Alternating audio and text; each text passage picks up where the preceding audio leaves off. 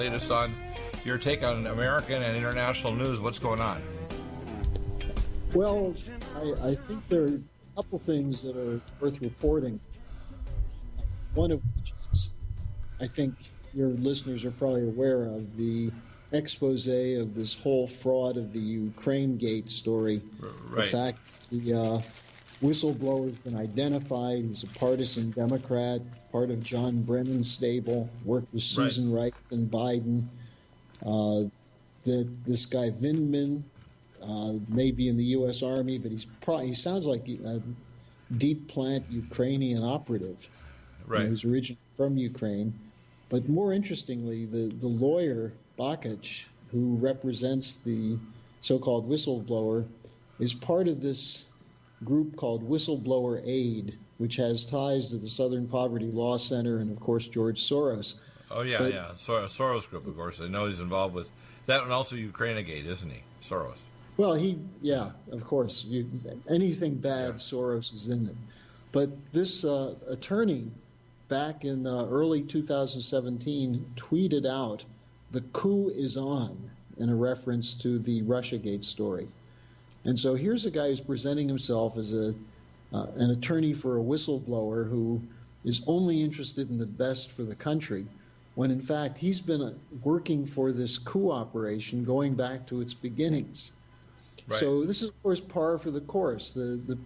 I just wrote an article. I hadn't sent it to you yet, but you'll have it posted up on your site, which is LaRouche, LaRouchePAC.com. The other site is pub.com. LaRouchePUB.com. Go ahead. What I write about is that the personnel that were involved in the coup in Ukraine in February 2014 are the same people who were involved in Russiagate, and they're the same people now involved in Ukrainegate. Right. And in each case, the question has to be, since Donald Trump wasn't involved in Ukraine in 2014, why would these same personnel go from overthrowing Yanukovych and pushing an anti-Russian NATO policy? Why would they then go into the whole Russiagate against Trump? Right. And including in this network is Christopher Steele. Christopher Steele was involved in the original Ukraine coup. He was in Kiev. He was sending memos to the State Department. Yeah, he was involved in the original thing back even before Trump even ran for office, right? Well, this is in February 2014. Yeah. And this gets to the real intent of what's behind Russiagate, which is it's not even about Trump. It's about U.S.-Russian policy. Right. And the fact that Trump was willing to break with the geopolitical consensus, the British, the Anglo-American consensus, that there must always be conflict and confrontation between the U.S. and Russia, the U.S. and China, that this is an essential factor of modern life. Well, it goes back over 100 years because the British actually supported with the Vatican the setting up of the Russian Revolution. It's entirely a British operation. In fact, it was collaborated by America. Even before that, Bill, it goes back to the... I know it does. Go ahead. The 1840s, when there was something called the Great Game, where the Russians were extending their influence into the Caucasus, the Trans-Caucasus region, what is today Uzbekistan, Tajikistan. And the British feared that the Russians would use the opportunity to go through the Khyber Pass in Afghanistan to kick British out of India. So to protect the British Empire in India, the Indian subcontinent, they were fighting the Russians in Afghanistan, and British troops died. Remember, there was the Crimean War in the 1850s. Right. So you have this whole inter-imperial rivalry between the British Empire and the Russian Empire. Right. Now, it turns out that there's no evidence that the Russians actually intended to move in and take over India. Right. You know, there was a comment. It's just British Masonic paranoia, right? Well, there was a comment that someone from Russia was talking during Peter the Great's time that they wanted a warm water port. So yeah, I remember that was actually a statement by Peter the Great that's well known, isn't it? Yeah, and if you look at Russia itself, I mean, Peter the Great developed the whole city of St. Petersburg, but the water around it is frozen half the year. Right. So And, it's the not only water surprising. port they have is on the Black Sea, which they have a republic south of the three nations of Latvia, Lithuania, Estonia, and they even have their own military base and nuclear missile launching site there. But the Russians had no intentions of this. In fact, if anything, they should be a natural ally to the West, and that's why after America bought Alaska, which is in the 1870s from Russia, as a thank you for actually supporting the American Revolution. That was a thank you, believe it or not. People don't realize that. The Well, British got really ticked off even with America, didn't they? well, to finish the point on the middle of the 19th century, Right. you had the Ottoman Empire was collapsing. Turkey Right. was Right. going through 100 years collapse. Right. And the British were afraid that if that became a vacuum, which would mean the area from Constantinople down to the Red Sea to the Indian Ocean would become open area for competition, Right. the British wanted to control it because they saw that as the land bridge between Asia, Europe, and Africa. Right. And so this is where British geopolitics comes in. The British decided they had to control that territory. They took over the Suez Canal in the 1880s when the French went bankrupt, Right. because that was a key transshipment center. They went into Aden in what's now Yemen and Right. set up a port there. They were doing everything they could to control the Persian Gulf, and of course that was an entrance to the Indian Ocean. So the British were looking at this as an area of conflict between the Russian Empire and the British Empire, with the Turkish Empire collapsing. And then the third empire in the region was what? It was the Habsburg Empire, the declining Austro-Hungarian Empire. So Right. the whole British strategy leading to World War I was to pit Germany against Russia. The fear they had was if Russia and Germany became allies, Right. and there was a lot of intent. Bismarck intended to work with the Russians. The Russian foreign minister and finance minister, Sergei Witte, wanted to work with Germany to construct the Trans-Siberian Railroad. The Germans were talking about the Berlin to Baghdad Railroad. So in somewhat mimicking the Transcontinental Railroad in the United States, Right. there was partnerships of sovereign, they were empires, but nevertheless they were nations that were looking out for their own interests. But they went against British imperial interests, which wanted to control world trade through the deep water ports, and were threatened by the idea that you could move goods over land. And so this led to a document written by a man who became a sir later on, Halford Mackinder, a lecturer in geography at the London School of Economics. Mackinder called it the geopolitical pivot of history. And his theory was summed up in who controls the Eastern Europe, Eurasian heartland controls the world island. Right. And that the Rum countries, namely Britain and the United States, have to work together against that. Now, the problem that the British had is the United States didn't want to be allied with the British then. They were actually working with the Japanese, the Meiji Restoration. They were working with the Russians, with Count Sergei Witte. They were working with the French and the Germans on carrying out American system economic policies. You know, it's interesting. Bismarck, when he first was the chancellor and unified Germany by defeating the French in 1871, Bismarck was a rabid free trader, a British system guy. And the unified Germany went into a real estate speculation bubble, which popped, and Germany was being clobbered by cheap grain coming in from Russia and cheap steel coming in from Britain. So Bismarck sent people to the United States to ask them, what are you guys doing that's enabling you to develop as a strong national economy?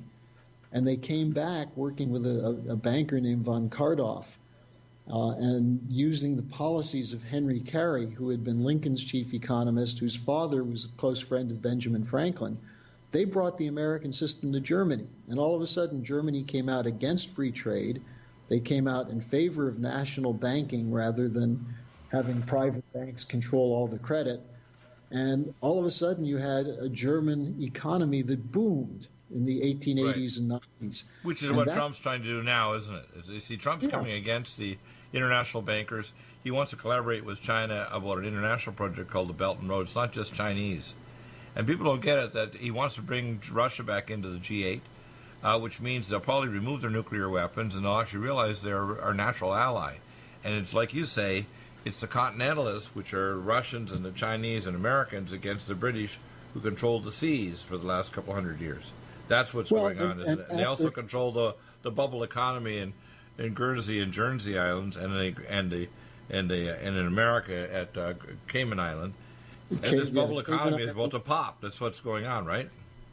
Well, that's of course what's going on. But to just carry through the continuity after World War I was largely a British plot to pit the Russians against the Germans and the Germans against the French. And and the agreement afterward of World War I was so vicious, it precipitated by example and by cause the Second World War, which really was just an interlude between World War I and II. They were all basically one war, weren't they?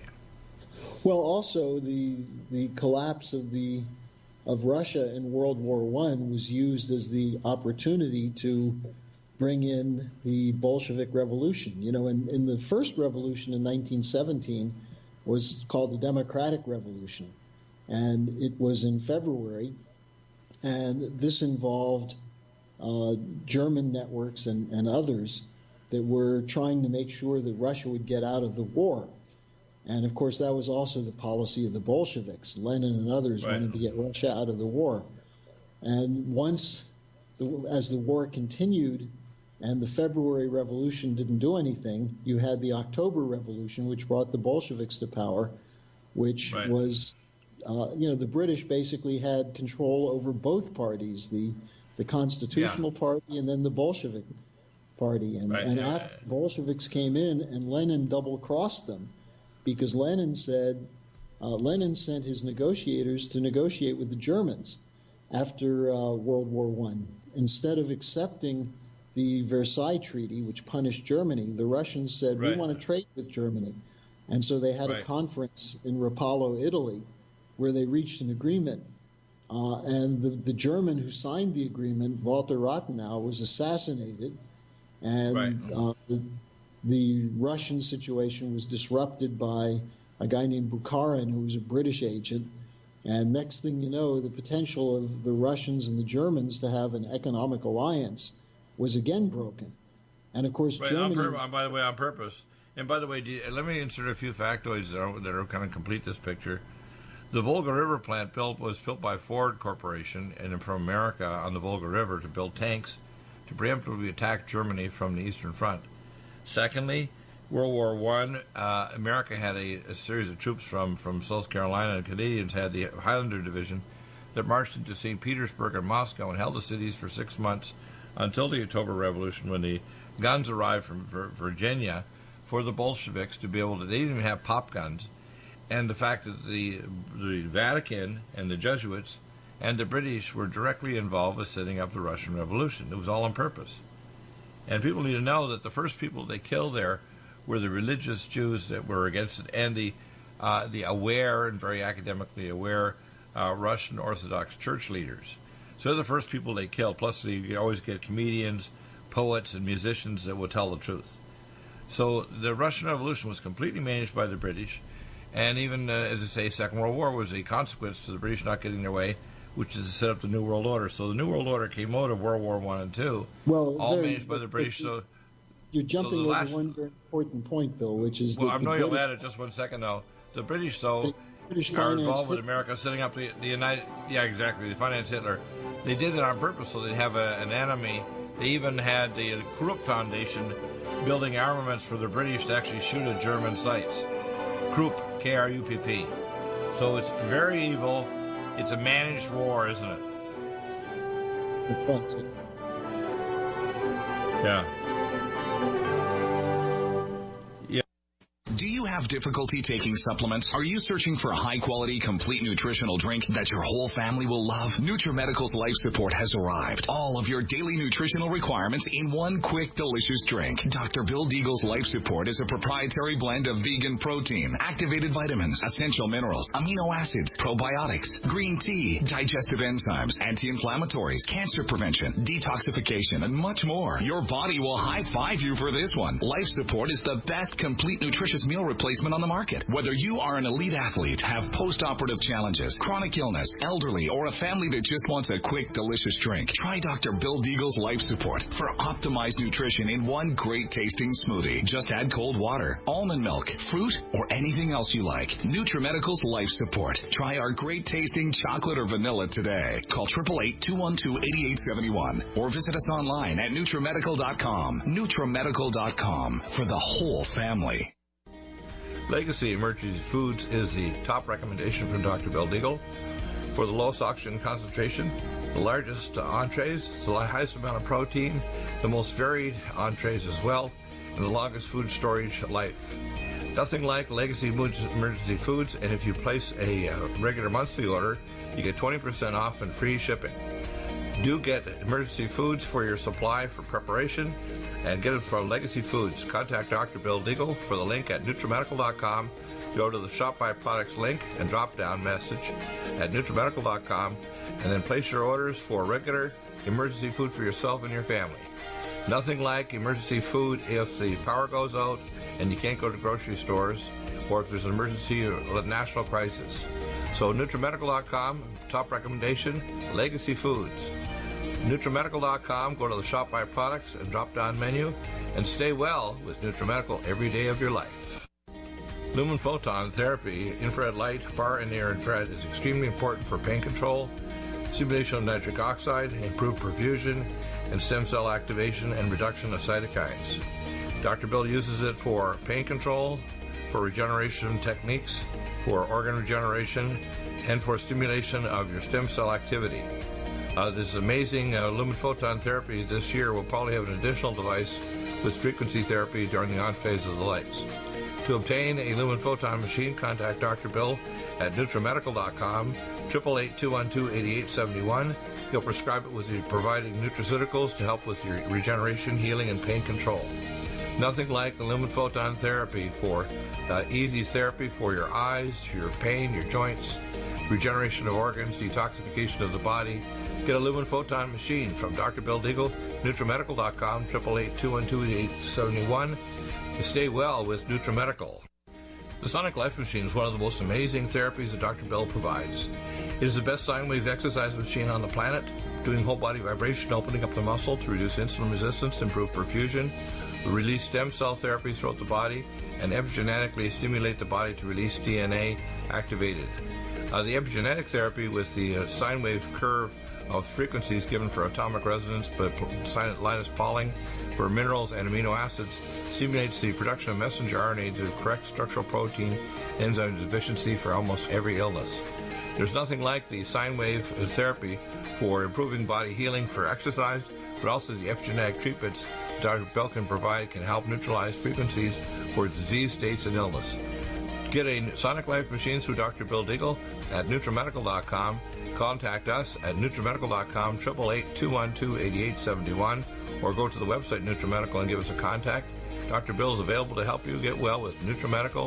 Need a powerful ally to fight daily bugs and serious pathogens? Allicin Med is the powerful universal pathogen killer's latest advance of German-sourced allicin, enzymatically stabilized to clear the body of bacteria, fungi, mycobacteria, and parasites. It penetrates body biofilms and is non-toxic to tissues. Pathogen resistance cannot develop for long-term body-optimized wellness. Clear stealth pathogens that promote autoimmune disease, cancer and vascular inflammation and plaque and promote healing of tissues. Now pathogen-free.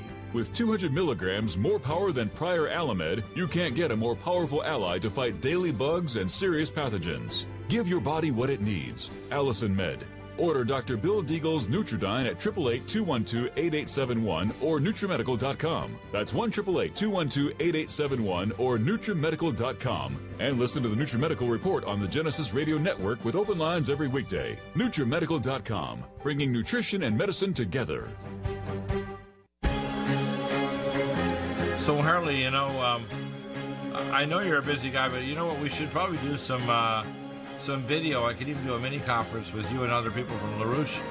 I have the capability of doing high definition video up to 5 people anywhere in the world, and I can do it either after the show or even an earlier time because you guys are much later. You're in Berlin, Germany, on the weekend, say in the morning, which will be more reasonable time for you. And I can do a multi-site conference because your knowledge is amazing. I mean, you know all the ugly facts. Like, for example, our primary enemy is the intel agencies, or the fourth arm of government that run the world.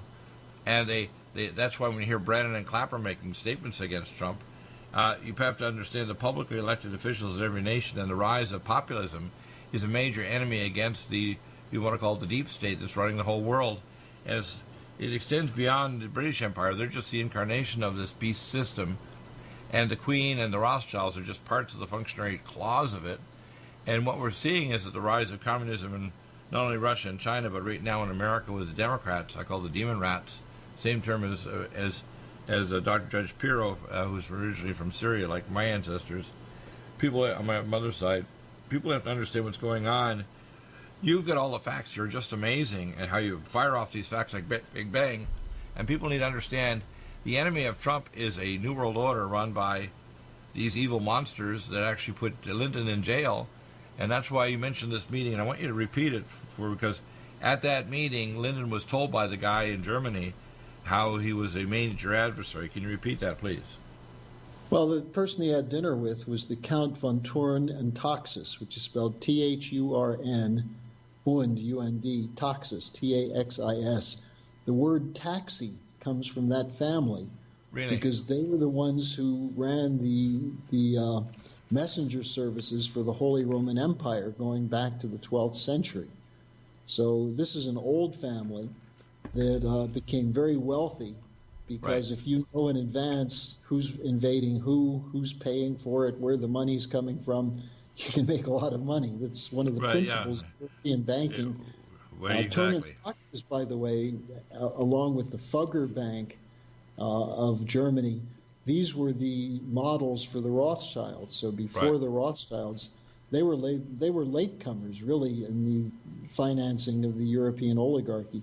But anyway, Count von Thurn and Taxis he and his wife, who's actually quite a celebrity now, a jet setter, Gloria von Thurn and Taxis. Anyway, he had Lyndon and Helga LaRouche over for dinner. What year would this be roughly? Oh, this was, I think, probably in the early 1980s. Oh, yeah, okay. And go ahead.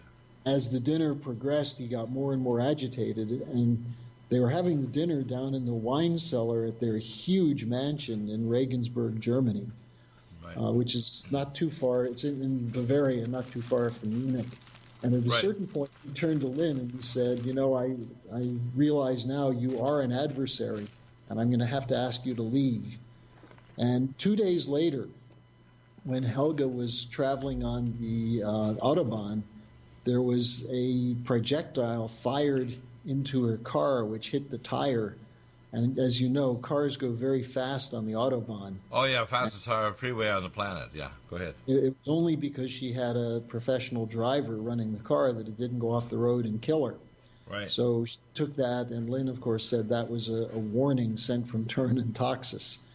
Now, the reason that's important is that these are the networks, the old oligarchy of Europe, that had for many centuries control over nations, and they would work deals with each other, but primarily their concern was to prevent those countries that were not controlled by their intermarriage-related families to keep those countries from developing.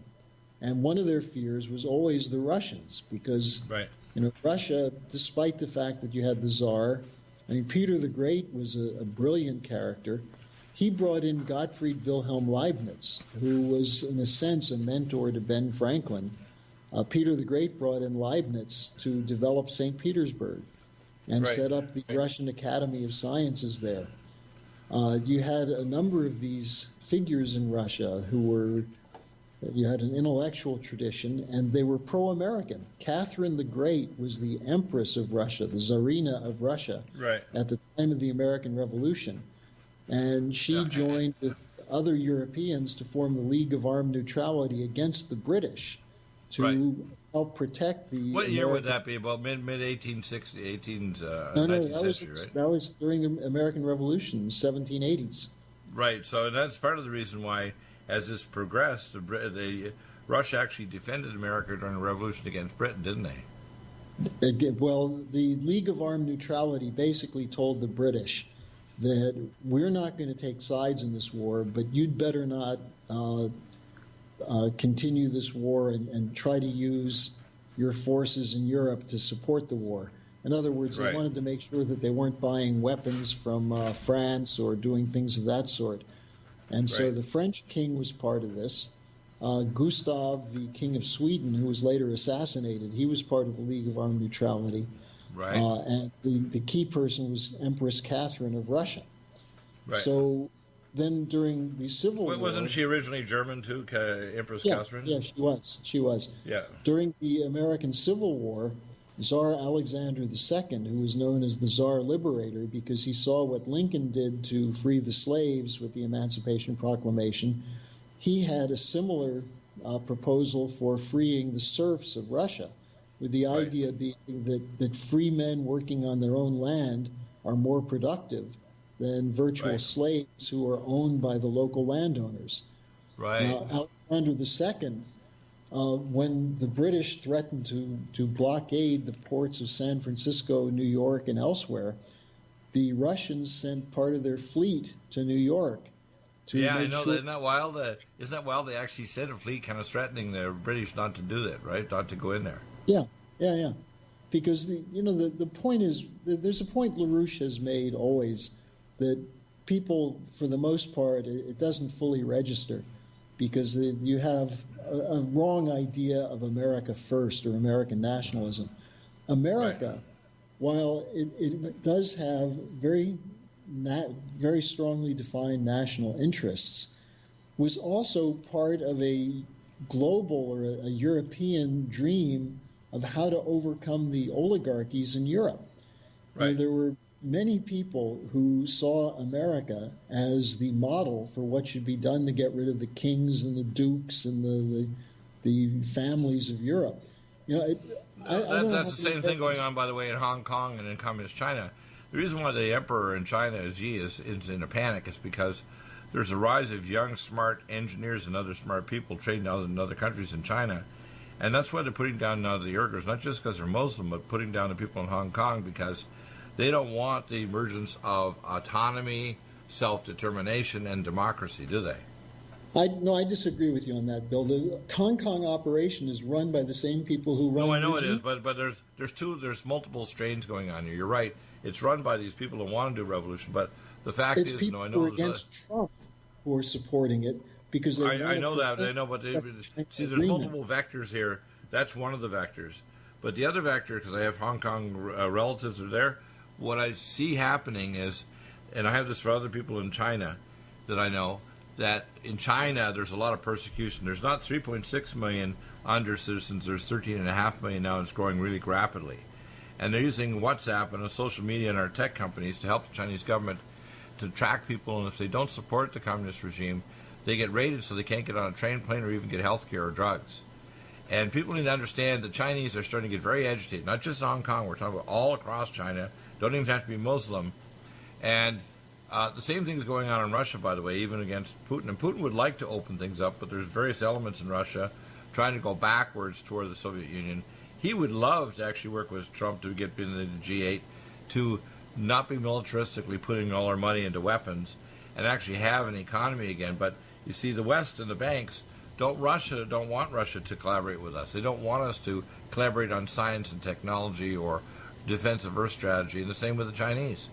And see, there's multiple vectors going on here. It's not just one. You're right. The vector of Trump. The most important dynamic is that the Western financial system is imploding because of the failure of neoliberal economics. Let me just make this point. The Chinese and Russians know it. And LaRouche, back in the 1980s, when he was the person who forecast the coming collapse of the Soviet Union. And by the way, tomorrow, is the 30th anniversary of the fall of the Berlin Wall. Yeah, in fact, I saw it on Fox this morning. They're kind of talking about it, about the Berlin Wall. Well, here's what happened. When LaRouche was negotiating with the Soviet Union on behalf of Reagan, Reagan sent him to negotiate with the Russians to see if they would support the SDI and join with the United States to deploy it. When the Russians under Andropov rejected that and then later reaffirmed that rejection by Gorbachev, LaRouche said in 1984 that within 5 years the Russian economy would collapse. Now, he was off by about a year. He was pretty close, though, wasn't he? Pretty close. Well, he was. And at that time, nobody thought the Russian economy would collapse. Now, here's the other thing that happened. October 12th, 1988, and I know this date because that's my birthday. In October 1988, Lynn gave an address at the Kempinski Hotel in Berlin. Right. And he said, within the next year or two, there will be a reunified Germany with Berlin as the capital. Wow. Now, what happened? A year and a month later, the Berlin Wall fell. And he was able to make that forecast because he understood what happens when you deprive the physical economy to try to sustain bubble economies, even if the bubble economy is to defend oligarchs or for the purposes of providing income for oligarchs. Now, what Lynn said increasingly leading into 2008, and he did a webcast July 2007 where he said there's no way we're not going to have a banking crash. But which we did, by the way, they never fixed anything. The movie The Big Short showed they never fixed a damn thing, did they? Please continue. You don't need the Big Short movie to know that. All you have to do is look at the Dodd-Frank bill, which is a continuation of fraudulent banking. I read a report, and I do videos every day, a news review. The actual amount of money that the world governments all over the world, and the bankers are now tightening up. That's why we have revolutions in Chile and Venezuela and Ecuador and so on.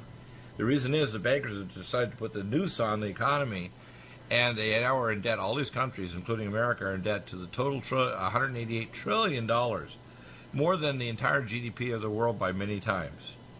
Well, what LaRouche pointed out in 2007 is that we were going to have a banking crash, and when that happened, he said that if they try to fix it with bailouts, they can buy some time, but the system is fundamentally cracking. It's systemically flawed. Right. And what we're now seeing is warnings coming from everywhere, including from the International Monetary Fund and others, that the policy of quantitative easing didn't solve the problem. So they tried to tighten. You're right. They tried to tighten. It's like giving a bunch of blood to a bleeding patient that's not going to the OR yet. And they're still bleeding all over the emergency room floor, but you gave them 20 pints of blood, but they're bleeding at 18 pints an hour.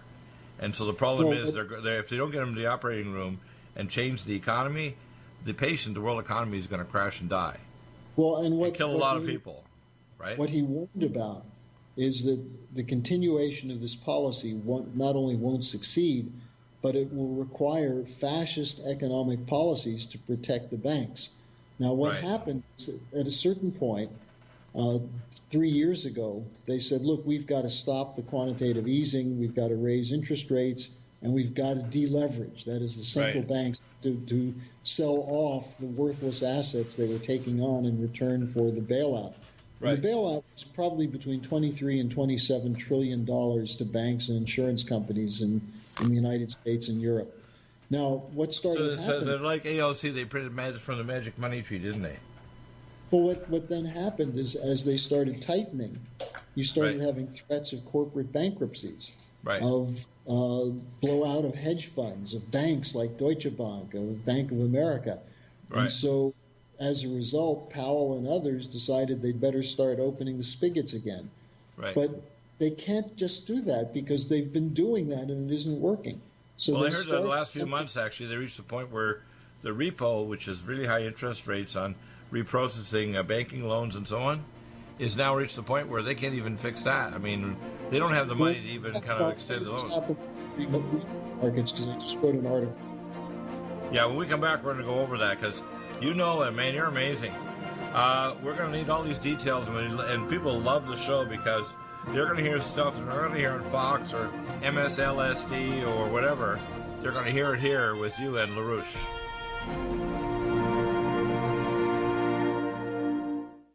Are you still looking for that one iodine that you can really trust? A medical doctor-endorsed product that is backed by honest research and true integrative science? Then search no further. Go to NutriMedical.com for Dr. Bill Deagle's Nutriodine, proven time and time again to be the very best iodine available for you. Nutriodine is the only Tesla-activated monatomic plasma iodine in the world. It optimizes mitochondrial function and generation of new mitochondria, from totally neutralizing the venom from a desert recluse spider bite in Southern California to eliminating malaria parasites reported by medical missionaries in Central India. Dr. Bill's Nutriodine is simply the most powerful healing formula there is. Nutriodine clears the body of all known pathogens, restores it to an alkaline state, and even promotes stem cell regeneration. Order Dr. Bill's Nutriodine today at 888-212-8871 or visit us online at NutriMedical.com. Red Deer Velvet DR is an amazing new product with a patent to preserve 300 biomolecules and 6 hormones, same as fetal life, where you don't age at all. The state of fetal life allows the 300 biomolecules and 6 hormones produced by the placenta to be supportive of the regeneration of tissues and organs, with maximum apoptosis, changing the tissue and organ structure of a fetus. That's why if fetal surgery is performed, there is no scar. Taking 2 to 3 capsules twice a day with oncomycin, myco-D2, provides an amazing support for regeneration of any tissue and organ in the body, and even advanced stem cell therapy support treatment. Do get NutriMedical's Red Deer Velvet DR from Dr. Bill Deagle at NutriMedical.com, NutriMedical.com, 888-212-8871. Stay well and stay young with NutriMedical. Hi, I'm Dr. Bill Deagle, MD, AAEM, ACAM, A4M, of NutriMedical.com, and a consultant providing email advice free on advanced protocols for your optimized wellness and advanced technologies to heal and regenerate you. You can contact us at NutriMedical.com, that's NutriMedical.com, or 888-212-8871. You get free email starter protocols of our top medical-grade nutraceuticals, initial testing, and recommendations for your own primary doctor to do, as well as recommendations to give you an idea of a consultation and a full protocol to try to help you regenerate your tissues, heal naturally without the use of toxic polypharmacy. I can send test kits to you as well anywhere in the world and provide you recommendations to referral of specialty clinics worldwide. So contact me, Dr. Bill Deagle, at NutriMedical.com. That's NutriMedical.com, or 888-212-8871. At NutriMedical.com, we have the most amazing drinks with the best mouthfeel, highest quality bionutrient exposure to your body to heal and regenerate, and the most powerful persistence of nutrients to heal your body dramatically. We have Ageless, which makes you age less, which repairs your DNA, extends your telomeres, etc. We have Life Support that detoxes phase 2 detox pathways, glucuronidation, sulfation, and methylation pathway support. We have Glycemics that blocks the carbohydrate absorption and helps with diabetes or weight loss, and as well helps with people that are trying to build up muscle, using things like our special formulas from Dr. Wolf called Mega Muscles between meals along with Sports Energy Light. We have the amazing Nutri-Complete, the most complete red and greens drink in the world, with the best mouthfeel and flavor. You can often mix it too with Vitamin Mineral Mix, which is our fruit-flavored mixed power of vitamin minerals. Stay well with NutriMedical every day. I remember when I lost my mind. And welcome back. Harley, please continue. Even on the breaks, you have such amazing information. Please repeat and expand on it. Well, we were talking about the economy. And what I was saying is that after the release of over $20 trillion of cash, what the Fed was doing was they were taking in assets from the banks in return for the money they were releasing. Now, what happened in doing this was that they were getting increasingly worthless assets sitting in the Federal Reserve. And so part of the process of ending the quantitative easing was to deleverage, to sell off these assets, which weren't worth very much, but they were forcing people to take them, including hedge funds, with the promise that, don't worry, we'll have money for you if you need it. Well, what happened is that these corporations continued to borrow money like crazy to do such stupid things as buying their own stock. Wow. And at a certain point... Yeah, that's what's happened. By the way, the Chinese didn't do that. They followed Hamiltonian economics. They built infrastructure, like I think 25,000 miles of high-speed rail and factories and warehouses and everything. And what we did is we actually pumped up the big banks. So it's like taking pigs that are ready for market and make them 40 to 50% fatter. And a lot of the smaller medium banks disappeared, didn't they?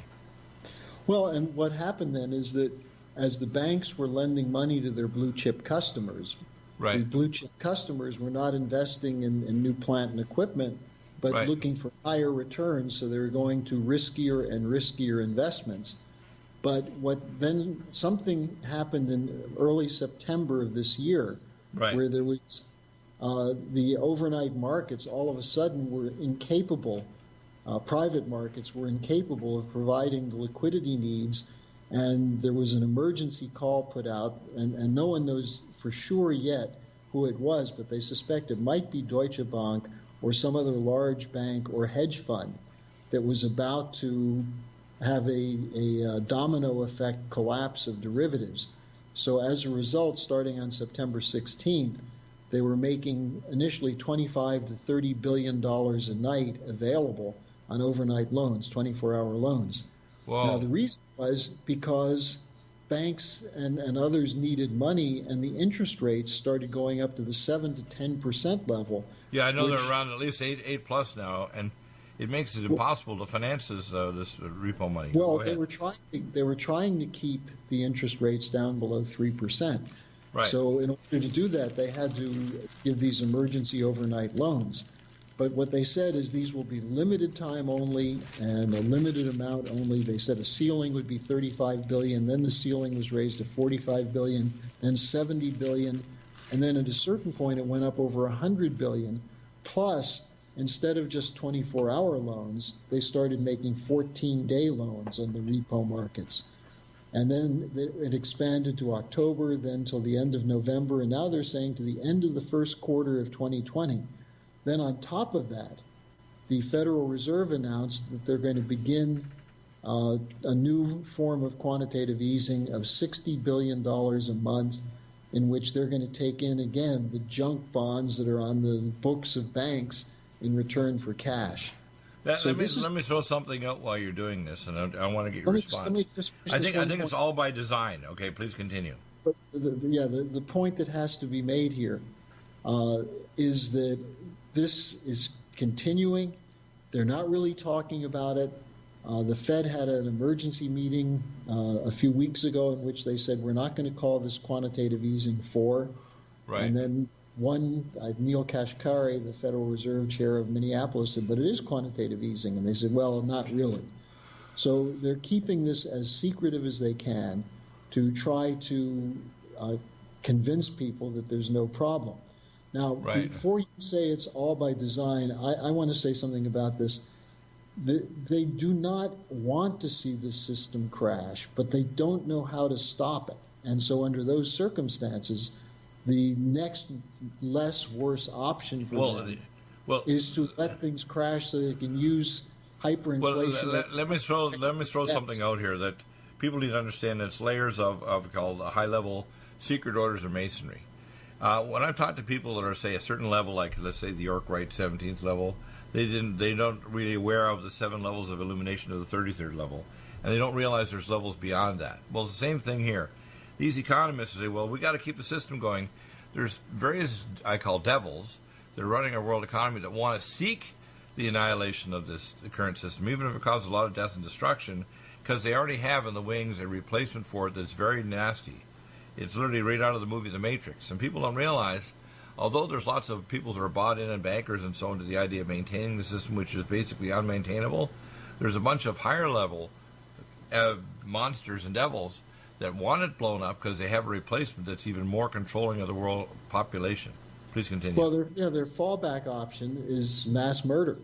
Right. This is the mass murder, genocide, economic chaos, turning off the lights, stopping farming, and even the green agenda. When you see the demon rats, these people are not rational. For example, 93% of abortionists don't support third trimester or infanticide.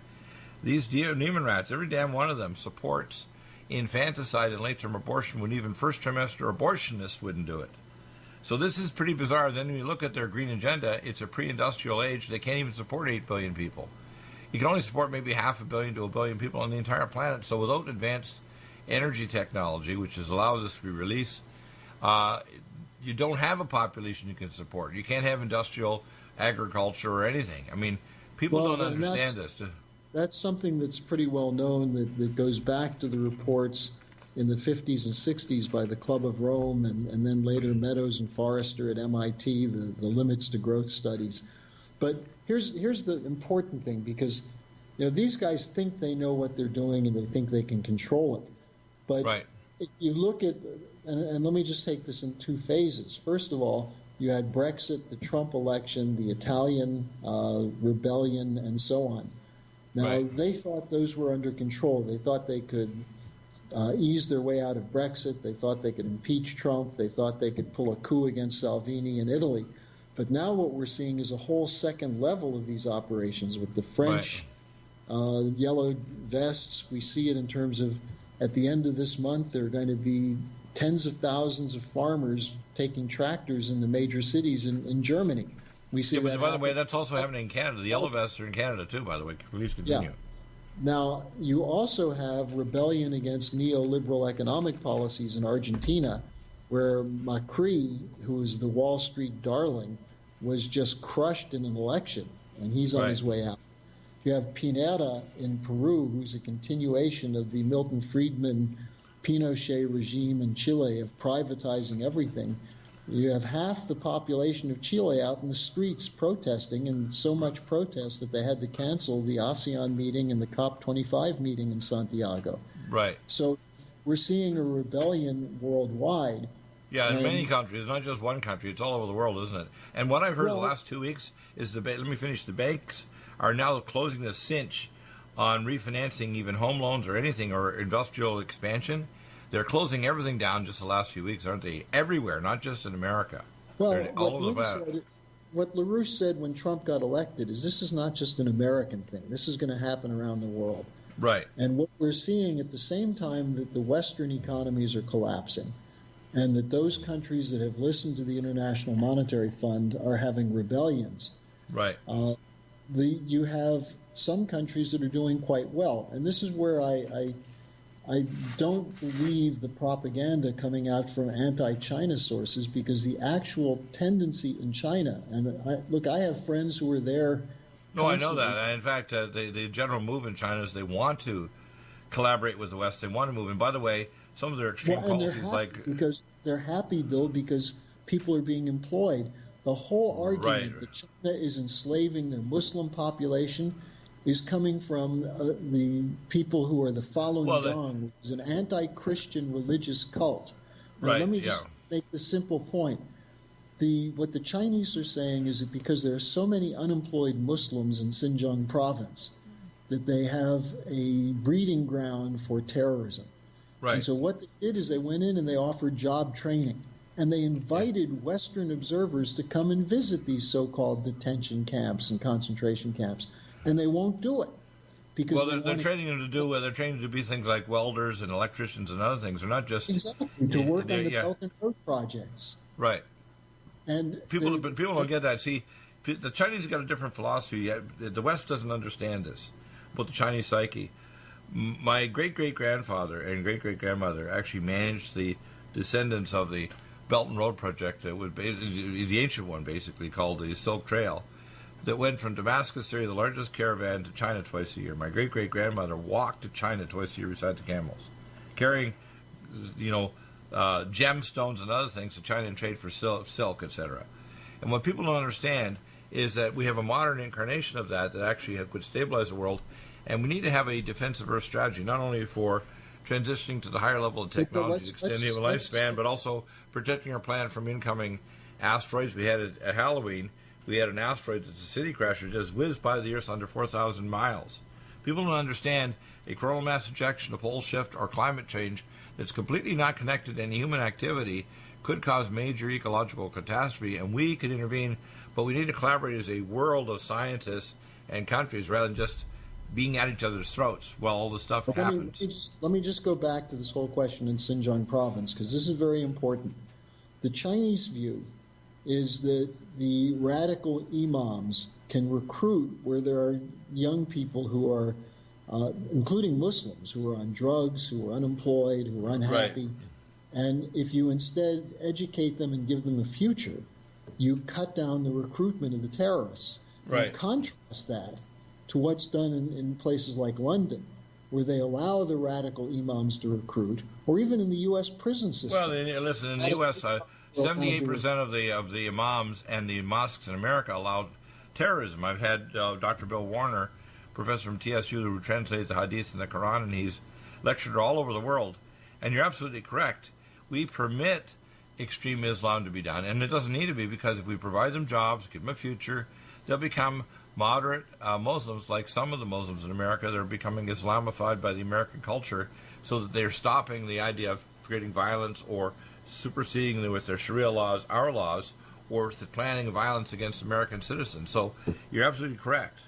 Please continue. And that's what the Chinese are doing through education.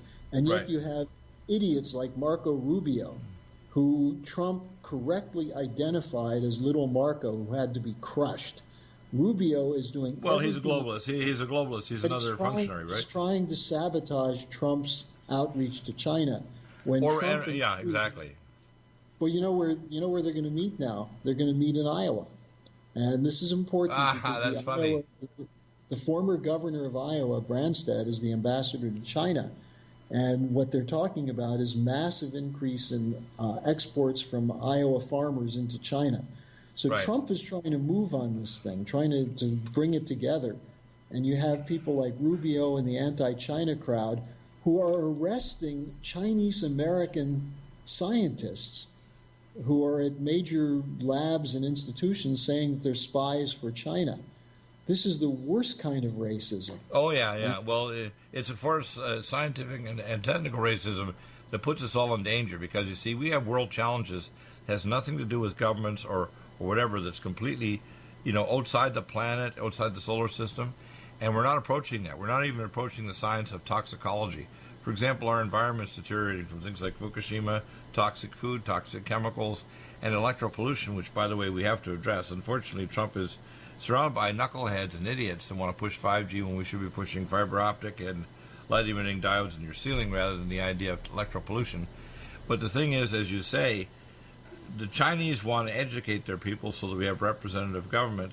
And I believe the violence and the things that are the negative aspects of China will go away once we start collaborating, just like with Russia. Once they get into the G8 and we actually start collaborating. But Bill, I'll make a simple point. American society is more violent than Chinese society right now. Oh, I know that. I mean, obviously, that's why places like Chicago that are gun-free, and that's unfortunately one of the things in Mexico. The gun-free zones in Mexico encourage the cartels to persecute and kill people like those Mormon families that are polygamists in northern Mexico. Yeah. Amazing, hey? Yep. Amazing truth, boy. Wow, you're amazing. We should do some videos sometime. Give me a shout when you can. People should go. In the meantime, people should go to LaRouchePack.com and read up what we put up there every single day. Absolutely. Thank you. Amazing show. We'll be back next week. And if you want to do some more video on the weekend or whatever, give me a shout. We should do a multi-site conference on a weekend earlier, like in the morning. Back in a moment with Hour 3, and we're going to have a remarkable guest, Dr. Truott.